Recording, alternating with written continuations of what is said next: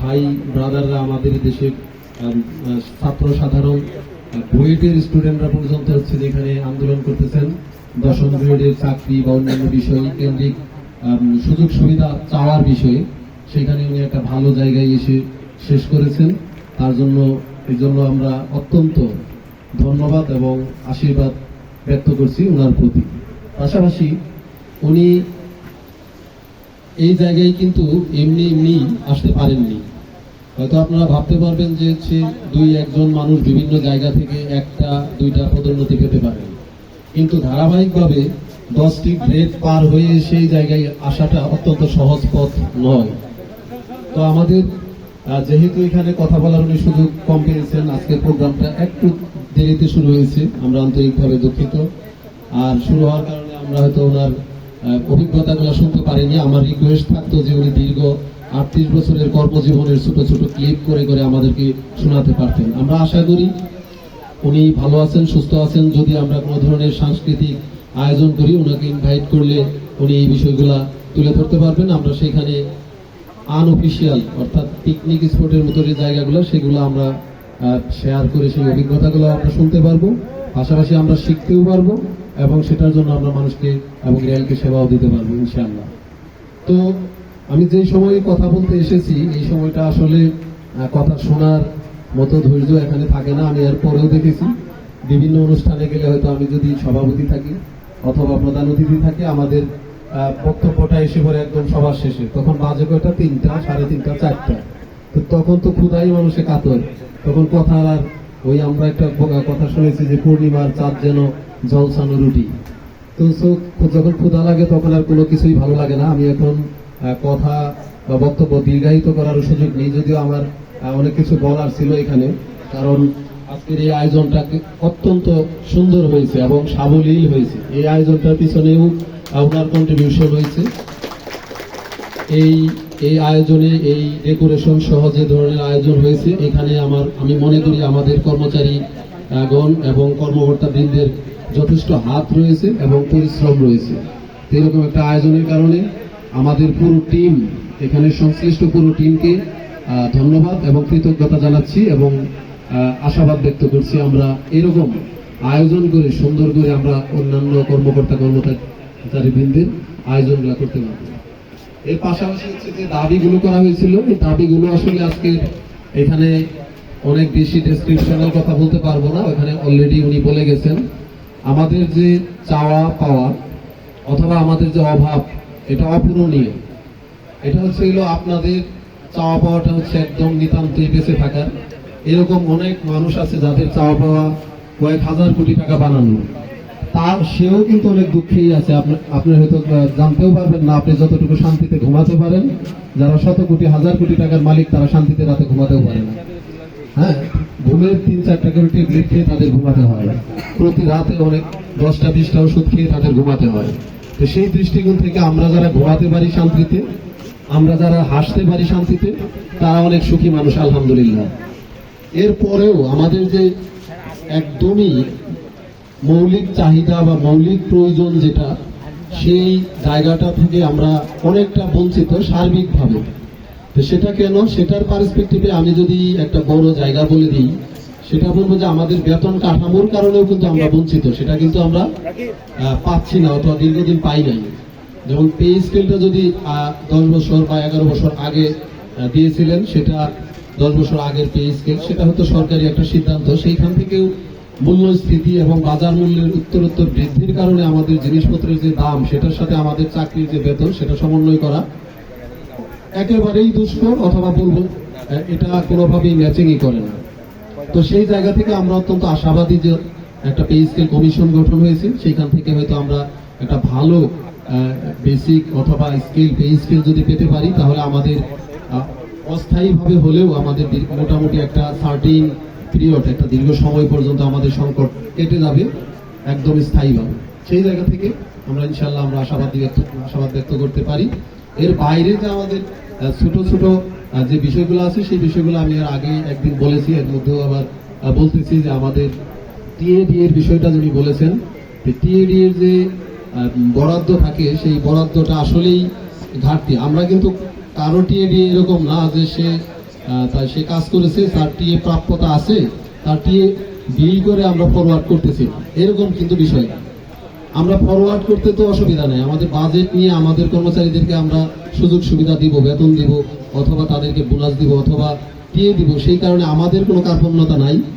এবং আমরা আমাদের জায়গা থেকে, আমরা তো আসলে ডিভিশনে কাজ করি না, আমাদের জায়গা থেকে কিন্তু এটা বারবারই বলা থাকে, ডিমান্ড থাকে যে আমাদের টিএ বিল অথবা অন্যান্য সুযোগ সুবিধা যেগুলো সেগুলো আমাদেরকে প্রদান করা হোক। কারণ হচ্ছে আমাদের এটা অত্যন্ত প্রয়োজন। সারা মাসে যদি 5 দিন 3 দিন 7 দিন করে টিএ পাই, সেটা একটা যে অ্যামাউন্ট হয় সেটা একটা হাত খরচের মতো কিছু একটা হয়ে যায়। আমরা আশা করব সেই বিষয়টা আজকে ডিএল স্যার থাকলে এই কথাটা আমি দাবি করতাম আপনাদের পক্ষে হয়ে। এখন যেহেতু স্যার নাই, আমাকেই বলছেন, এখন আমি হয়তো আজকের এই আলোচনা সবার বাইরে আমি এই মেসেজটা স্যারকে পৌঁছিয়ে দেবো যে তাদের অত্যন্ত আগ্রহের সাথে এবং ব্যাপকভাবে তাদের একটা দাবি যে তারা যে কোনো দিনই হোক প্রাপ্যতা অনুযায়ী টিএ দিয়ে তা ডিজার্ভ করে অথবা চায়। ইনশাআল্লাহ আমরা আশা করবো যাতে এটা আমরা পাই। এবং এর বাইরে যে বিষয়গুলো রয়েছে, অনেক বিষয় রয়েছে, সেগুলো আপনারাও হয়তো দাবি জানিয়েছেন, কিন্তু আপনাদের সাংগঠনিকভাবে লিখিত আকারে বড় কিছু দাবি কিন্তু জানাইতে পারতেন, সেইগুলো স্যাররা সঠিক পন্থায় দেখতে পারতো। যেমন 50 টাকা হচ্ছে হইলো আপনার ইয়ে বিল, এটা কি রেশন হচ্ছে 50 টাকা। তার মানে এটা যখন রেশনের চাল ডাল তেল লবণ চিনির বিষয়টা ছিল, তখন এটাকে কনভার্ট করে কোনো সময় এটা 50 টাকা করছিল, কিন্তু এই টাকার এটা ম্যানুয়ালও চেঞ্জ হয় নাই, এই টাকাও আর বৃদ্ধি পায় নাই। যদি এটা চাল ডাল তেল লবণই থাকতো তাহলে পুলিশ বা আনসার যেভাবে তারা পায় এই রেশনটা, সেটা আমাদের যারা কর্মচারীবৃন্দ আছে তারাও কিন্তু পেতেন। এটা থেকে এখন বঞ্চিত হচ্ছে, এটাও কিন্তু একটা বলার মতো কথা বা দাবির মতো কথা আপনাদের সাথে, এটা আমি পার্সোনালি একমত পোষণ করি। এর বাইরে দীর্ঘায়িত করবো না, এখানে আমাদের অনেক কর্মকর্তাবৃন্দ রয়েছেন, পাশাপাশি আপনারা আছেন এখানে। আরেকটা কথা বলেছে, মেসেজে গেছে, যেটা হচ্ছে পদায়ন। আমি এখানে কর্মরত থাকা অবস্থায় আমি ইচ্ছাকৃতভাবে এবং অন্যায়ভাবে ইনশাআল্লাহ কারো পদায়ন করব না, এটা মোটামুটি কথা দিতে পারি। কিন্তু এর পাশাপাশি আপনাদের জায়গা থেকেও কথা দিতে হবে যে আমরা আমাদের জায়গা থেকে সঠিকভাবে দায়িত্ব পালন করব ইনশাআল্লাহ। কারণ আপনারা যদি কাজ না করেন, অথবা আপনাদের আগেই বলে গেছেন উনি যে আপনাদের কারণেই কিন্তু উনি এই জায়গায়, অথবা আমাদের সামগ্রিক একটা গ্রুপ ওয়ার্কের কারণেই রেল কিন্তু পরিচালনা হচ্ছে। এটা একক চালনার কোনো বিষয় না। যদি একক চালনার বিষয় হইতো, অন্যান্য দপ্তরের মধ্যে 4-5 জন অফিসার থাকতো, আমাদের এখানে 500 কর্মকর্তা কর্মচারী আমরা থাকতাম না। আমাদেরকে সার্বক্ষণিক পাহারা দেওয়ার মতো অবস্থায় আমরা সবাই রয়ে গেছি। সেই জায়গা থেকে আমাদের কিছু দায় দায়িত্ব আছে, তো ওই দায় দায়িত্বটাও যাতে আমরা মোটামুটি সর্বোচ্চ চেষ্টা করবো আমরা পালন করতে পারি। এবং আমি যে জিনিসটাকে কানেক্ট করতে চেয়েছিলাম ছেড়ে আসছি, যে আজকের আপনি যারা আজকে লিয়াকত আলী সাহেব, ওনাকে দেখছেন যে উনি এই হিসাবে পদোন্নতিতে আজকে এই জায়গায় এসেছেন, ওনার কিন্তু পরিশ্রম এবং ডেডিকেশন কম নয়। উনি যে জায়গাগুলো থেকে কাভার করছে, আপনি কি পারবেন আপনাকে ওই পদে দিলে পরিচালনা করতে? অথবা উনি যে ঊর্ধ্বতন উপসহকারী প্রকৌশলী ছিলেন, যেভাবে ওনার ম্যানেজমেন্ট কাজের দক্ষতা এবং দীর্ঘ অভিজ্ঞতা এবং ম্যানেজমেন্টের, আমার এটা খুবই ভালো লাগছে যে উনি ম্যানেজমেন্ট হওয়ার অত্যন্ত ভালো, এবং কোনো দায়িত্ব দিলে সেটাকে কখনোই অ্যাভয়েড করতে চান না, এই স্বল্প সময় আমি যতটুকু দেখেছি। পাশাপাশি ওনার ফিটনেস নিয়েও আমি অনেকবার কথা বলেছি, কারণ আমরা যারা ফিল্ডে কাজ করি, আমরা তো আর এসিতে অফিস ওয়ার্ক না, আমাদের ফিটনেস অত্যন্ত গুরুত্বপূর্ণ। মাঠে ঘাটে বিভিন্ন ময়দানে হাঁটা চলা দৌড়াদৌড়ি কাজকর্ম করার মতো একটা সামর্থ্য আমাদের থাকতে হবে। ওনার যে এই জিনিসটা আছে, আপনারা আমি মনে করি ওনাকে মডেল হিসেবে চিন্তা করে আপনারা যদি আপনাদের নিষ্ঠার সাথে, আপনাদের ভদ্রতা, আপনাদের প্রোটোকল, কাজের প্রতি নিয়মানুবর্তিতা, কাজের প্রতি নিষ্ঠা এবং কাজ যদি শিখেন, তাহলে আমি আশা করব আপনাদের মধ্যে থেকেও এরকম উপসহকারী প্রকৌশলী হিসেবে, ঊর্ধ্বতন প্রকৌশলী হিসেবে আপনারা দায়িত্ব পেতে পারেন। এর বাইরে যে জিনিসটা রয়েছে, আপনাদের জীবন এখানেই শেষ নয়। আমাদের চাকরির যে অবসরের বয়স হচ্ছে 59 বছর, এরপরেও কিন্তু আমাদের যাদের শারীরিক অবস্থা ভালো, তারা কিন্তু আরো 15, 20, 25 বছর পর্যন্ত কাজ করতে পারি। তা আপনাদের এখান থেকে যদি হেডমেট অথবা পিডব্লিউ এরকম কোনো পোস্টে গিয়ে পদোন্নতি থেকে রিটায়ার করতে পারেন, ওই যে চাকরির দরজা কিন্তু খোলা। আমি সেদিনও ওনাকে বলেছি, আপনার এই রেলওয়েতে চাকরি করার চেয়ে আপনার সেখানে চাকরি করা আরো সহজ হবে এবং আপনি সেখানে খুব সুনামের সাথে চাকরি করতে পারবেন। কেন? কারণ হচ্ছে সেখানে আমাদের পাবলিক ম্যানেজমেন্ট নাই। কারণ আপনারা যতই, আমরা মানুষ হিসেবে ভালো মন্দ দুটোই আছি, আমরা যতই ভালো থাকি না কেন, আমাদের ম্যানেজমেন্ট অত্যন্ত কঠিন। সবাইকে নিয়ে কাজ করা অত্যন্ত কঠিন। অনেকের সাথে রাগ দেখাতে হয়, অনেকের সাথে হচ্ছে হইলো অনেক সময় পানিশমেন্ট, শাস্তিও দিতে হয়, আবার শাস্তি আমরা উদ্যোগ করে নিই, আবার সেটা কাছে টেনে নিই, আবার দূরেও ঠেলে দিই। এই যে ভিন্ন ম্যানেজমেন্ট সিস্টেম, এই ম্যানেজমেন্ট সিস্টেমটা অত্যন্ত জটিল, অর্থাৎ পাবলিক ম্যানেজমেন্ট সিস্টেমটা অত্যন্ত জটিল। তো এই জায়গায় কিন্তু উনি ছিলেন, উনি পরিচালনা করছেন, আমরা পরিচালনা করেছি।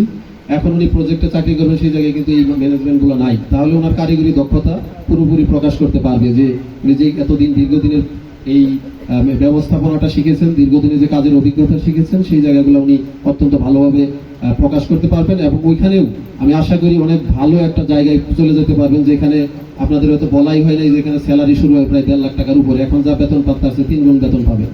তো আপনারা ওনার জন্য দোয়া রাখবেন, আমি ওনার জন্য দোয়া রাখি। এই সময়ের মধ্যে ওনাকেও বলতে চাই যে আমরা একই অফিসে ছিলাম, আসলে একজন ঊর্ধ্বতন কর্মকর্তা হলে ওনার সাথেও অনেক সময় রাগারাগি করতে হয়, সবার সাথে একই রকম, আমার সাথে সিনিয়র স্যাররা করে, এটা আমাদের ব্যক্তিগত কোনো রাগের জায়গা নয়। এটা হচ্ছে অফিসিয়াল একটা ডেকোরাম, অফিসিয়াল একটা প্রেশার। আমাকেও কিন্তু চিঠি লিখছে স্যারে, লিখতে পারে, অথচ আপনাদের নামেও কিন্তু আমরা এতটা চিঠি লিখি না। তো তাহলে আমি তো একটা বিসিএস অফিসার, একটা অফিসের প্রধান হিসেবে আছি, তাহলে কেন লিখি? যাতে করে আমি কাজের প্রতি আরো ফোকাস হই, কাজ আরো গুরুত্বের সাথে আদায় করে নিই, কাজটা দেখি। আমাকে তো চিঠি লেখা নেই যে তুমি বাড়ি যাও না কেন, তোমার ফ্যামিলিতে সময় দাও না কেন, হ্যাঁ বাইরে একটু ঘুরতে যাও না কেন, এই কারণে তো কিন্তু আমাকে চিঠি দেবে। আমাকে চিঠি দিচ্ছে হচ্ছে আমি কাজ যাতে আরো গুরুত্বের সাথে করি, আরো বেশি করি, আরো দায়িত্বশীলতার সাথে করি। তা আপনাদের ক্ষেত্রেও আমরা বকা দেওয়া, পানিশমেন্ট দেওয়া মানে এই নয় যে আপনাকে শাস্তি দিলাম। আপনাদেরকে এই শাস্তি মানে হচ্ছে আপনি এবং আপনার সারাউন্ডিংস এর যাতে সবাই তার দায়িত্বটা সঠিকভাবে পালন করে আরেকটু চেষ্টা হয় যে আরেকটু ভালো করে। তাহলে আমরা যাতে আমাদের সেকশনে একটা সুনাম আছে, আমরা চাইবো এই সুনামটা ধরে রাখার জন্য। আমি কথা দীর্ঘায়িত করবো না, এখানে আমাদের মিডিয়া পার্সনও আছে, আমাদের বাই নেমে আর বললাম না, আর ইসলামিক সঙ্গীত একজন গাইছেন, স্কাউটের সদস্য আছে, আমাদের কলিগ আছে, সবাইকে ধন্যবাদ জানাবো এবং কৃতজ্ঞতা প্রকাশ করবো অনেক ধৈর্য ধরে সুন্দর করে আজকের এই প্রোগ্রামের সাথে থাকার জন্য। এবং শেষ সময় আপনাদেরকে আরেকটু অনুরোধ জানাবো যে আমাদের সব ভালো তার, শেষ ভালো যার। তা আমরা এই শেষ সময় আপনাদের জন্য লাঞ্চের যে আয়োজন আছে এবং লাঞ্চটা দেরিতে দেওয়া হচ্ছে, এর জন্য আবারও দুঃখ প্রকাশ করছি। এই লাঞ্চটা আপনারা সুশৃঙ্খল ভাবে কত সুন্দর করে নিতে পারেন, এটা আমরা এখানে কর্মকর্তা সহ সবাই অবজার্ভ করবো। দিস ইজ ইউর ট্রেনিং, এটা আপনারা একটা প্রশিক্ষণ হিসেবে নিতে পারেন যে আপনার প্রোটোকল। কারণ আপনারা কিন্তু একটা লাঞ্চ 3টার দিকে করতেছেন, 2 ঘন্টা ওয়েট করছেন, এখানে 5 মিনিট বা 10 মিনিটে কিছু হবে না। আপনি একদম সুশৃঙ্খল ভাবে খাবারটা নিবেন। এবং আমাদের যারা কর্মকর্তা বৃন্দ আছেন তাদের জন্য লাঞ্চের আয়োজন আছে আমাদের রেস্ট হাউসে, আমরা সবাই মিলে ওইখানে লাঞ্চ করবো, আর আপনারাও লাঞ্চ নেবেন। সবশেষে আমার জন্য দোয়া এবং আশীর্বাদ চেয়ে এবং আপনাদের জন্য দোয়া এবং আশীর্বাদ রেখে আমি সবশেষে আমার কথা শেষ করছি। আপনারা সবাই ভালো থাকবেন, ইনশাআল্লাহ আবার দেখা হবে। আসসালামু আলাইকুম ওয়া রাহমাতুল্লাহি ওয়া বারাকাতুহু।